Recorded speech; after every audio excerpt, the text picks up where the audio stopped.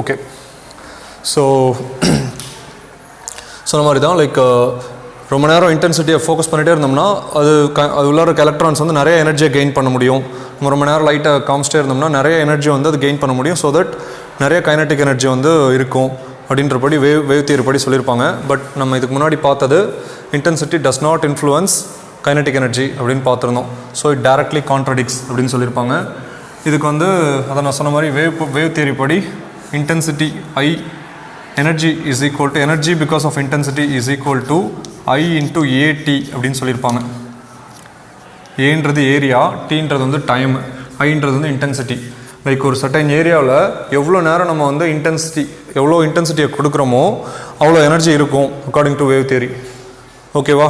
E is equal to IAT அப்படின்னு சொல்லியிருக்காங்க. Now நம்ம in general photo electric emission நடக்கணும் அப்படின்னா ஒரு ஆல்ரெடியே அதுக்கு வந்து ஒரு கைனட்டிக் எனர்ஜி இருக்கும் அப்படின்னு சொல்லியிருந்தோம் அந்த எலக்ட்ரானுக்கு. அதுக்கு மேலே நம்ம வந்து ஒரு ஒர்க் ஃபங்க்ஷன் ஒரு சர்டைன் மினிமம் எக்ஸ்ட்ரா எனர்ஜி கொடுத்தோம்னா அது வெளியில் வரும் அப்படின்னு சொல்லியிருந்தோம். ஸோ அது டோட்டல் எனர்ஜி அது எப்படி யூட்டிலைஸ் பண்ணுன்னா அதோட kinetic energy plus work function அப்படின்னு சொல்லியிருந்தோம். கரெக்டாக? கரெக்ட் தானே? ரைட். ஸோ அப்போ இதில் அப்படியே இதில் சப்ஸ்டிட்யூட் பண்ணோம்னா IAT is equal to kinetic energy plus work function. So இதிலேருந்து கைனட்டிக் எனர்ஜி எழுதணும்னா kinetic energy is equal to IAT minus phi naught work function. ஓகேவா? So kinetic energy is equal to IAT minus phi naught அப்படின்னு சொல்லிட்டோம்.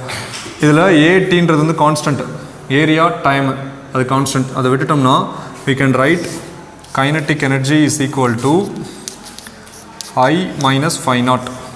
Suppose I phi naught விட கம்மியாக இருந்ததுன்னா kinetic energy நெகட்டிவில் இருக்கும். Correct தானே?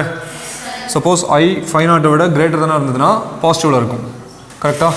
ஸோ விச் மீன்ஸ் என்ன சொல்லுது அப்படின்னா இன்டென்சிட்டி கைனட்டிக் எனர்ஜியை இன்ஃப்ளூயன்ஸ் பண்ணுது அப்படின்னு சொல்லுது இந்த ஈக்குவேஷன். கரெக்ட் தானே?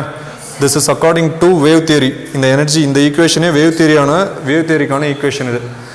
So wave theory says that intensity kinetic energy influence பண்ணுது அப்படின்னு சொல்லுது. But according to photoelectric effect we know that intensity influence பண்ணாது கைனட்டிக் எனர்ஜியை. ஓகேவா? So first failure of classical wave theory. Second failure